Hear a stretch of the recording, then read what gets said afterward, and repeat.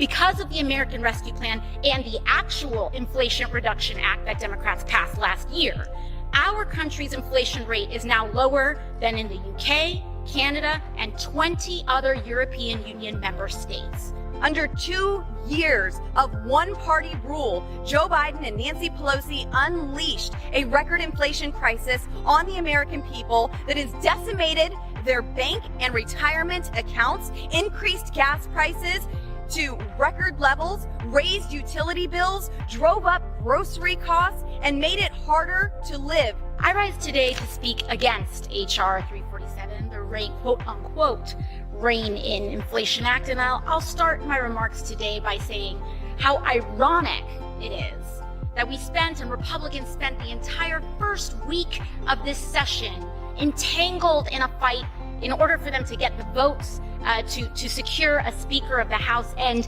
the whole crux of that entanglement was, and part of it was, rules to maintain regular order in the House. Rules to maintain regular order.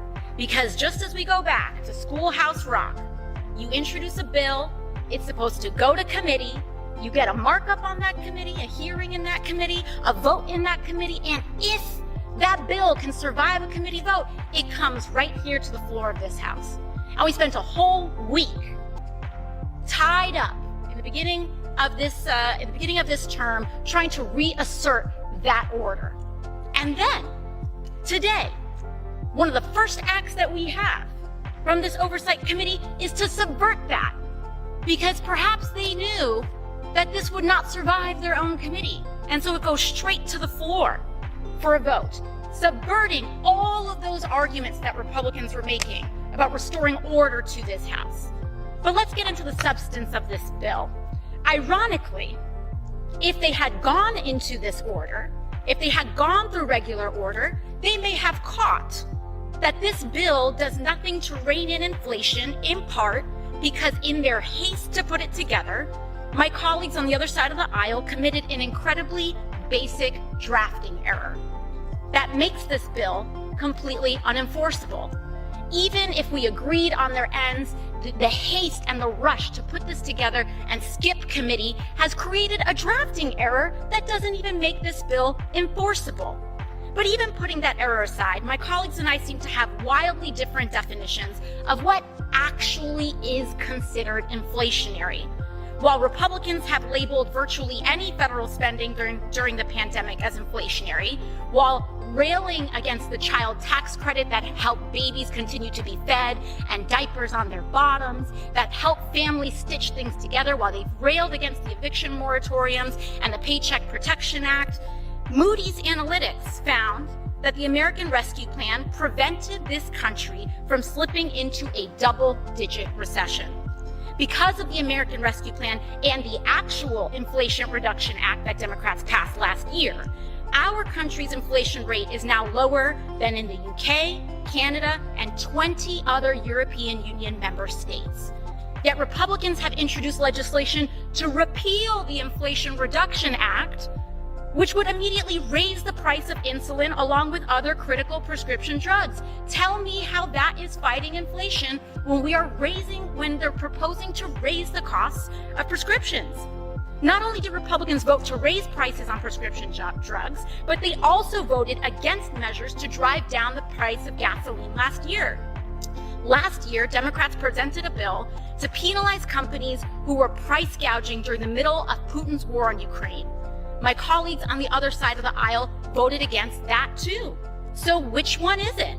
Republicans have controlled this body for almost 2 months and have not passed a single bill that would actually address inflation or cut costs from working families. But you know what Democrats did?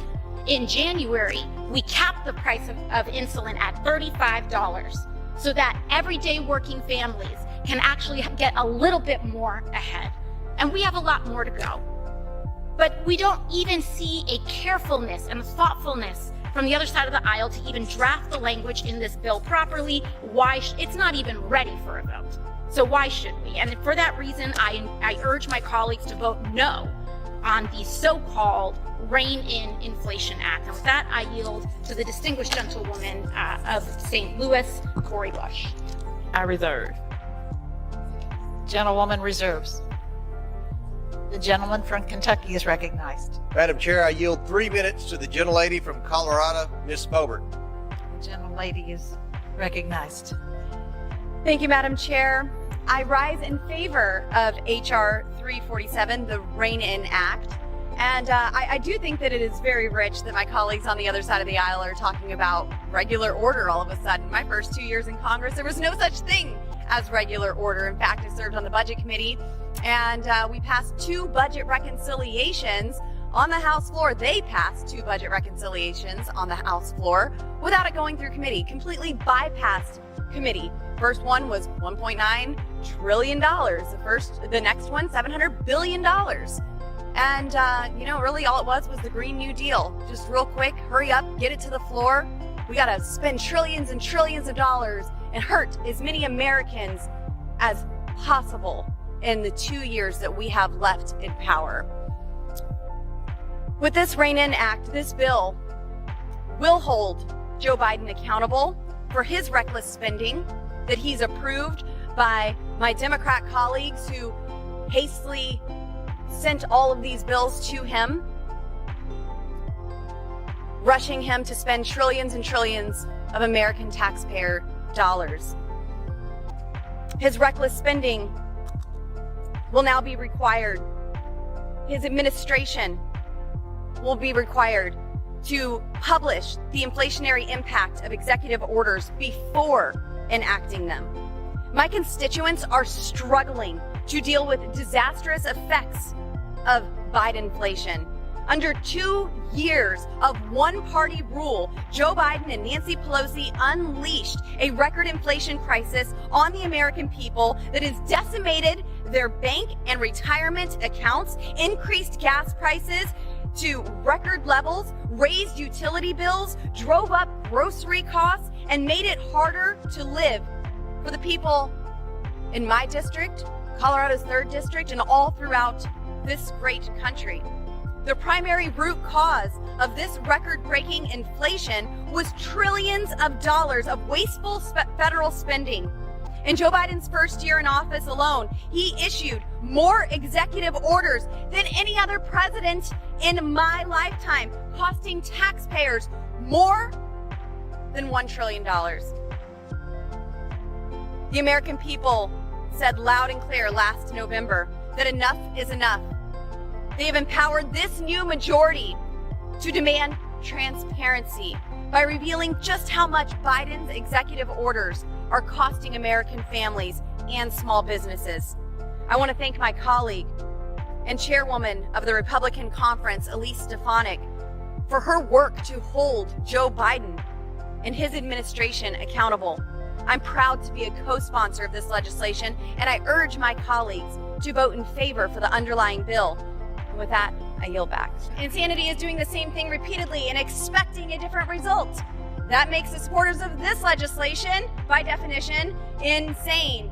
Reckless spending in this town is what causes inflation. And we cannot continue to increase taxes on the American people and put a target on American energy production while spending a historic $370 billion on Green New Deal initiatives and expect to lower inflation and improve our economy. Remember that so-called bipartisan infrastructure bill? Yeah, we spent $200 billion on Green New Deal initiatives. I guess that was just a down payment on this never-ending theft of American tax dollars. You are sacrificing American families at the altar of climate change. Mr. Speaker, isn't it so? Joe Biden himself said inflation rate is at 0%. So what the heck are we doing here? Why are we passing this so-called Inflation Reduction Act if it's at 0%? Well, in fact, it's the Inflation Enhancement Gentlewoman's Act. time has expired. And it does the exact opposite of what Americans need right now. This is just another con game by the Democrats, calling something one thing and saying time has another. expired. This is making the IRS, which Gentlewoman's armed time agents has larger expired. than the Pentagon, the State Department, Gentlewoman is the no FBI, longer recognized. The gentleman from Missouri reserves the bell. Mr. Speaker. robbery on Americans. How much time do you need? The gentlewoman is no longer recognized. Your time has expired. The gentleman from Missouri reserves. I will yield an additional 30 seconds to the gentlelady from Colorado to finish her comments. Gentleman is recognized for an additional 30 seconds. This bill hires 87,000 new IRS agents, and they are armed, and the job description tells them that they need to be required to carry a firearm and expect to use deadly force if necessary. Excessive taxation is theft, and the chairman said that we are using the power of the federal government in this bill. You're darn right you're using the power of the federal government for armed robbery on the taxpayers. I can only see why that this was rushed through committee and put on the floor. Gentlewoman's time is expired. Somewhere Gentlewoman's in this time is $100 expired. bill. She is no longer recognized. The gentleman from Missouri reserves. The gentleman from Kentucky is recognized. For the first time in, I think, 4 years now, the Trump administration is making them take away end racism, which they had written in the end zone, right? It just seems silly. I mean, To do it or not to do it? why get rid of it? Oh, I could tell you why. I know, but it's just like Because it was stupid to begin with. yeah, but it's, Let me ask you, who's it for? And if you're a racist and you see end racism in the end zone, you're going to stop being a racist? But I think it's an asshole to nag us during a football game about something that doesn't change anything or anything. If I'm not a racist and I see it, it doesn't matter. And if I am a racist, it's going to make me more of a racist. Like, I think if you're right, don't be an asshole in the end zone, everybody will agree with that. I saw the Government Accounting Office, that's not the Trump administration, said in the last 20 years, I think it was something like 2.2 It's 3 trillion. Well, it was a little less than that, but in trillions of improper payments. This is trillions, not billions.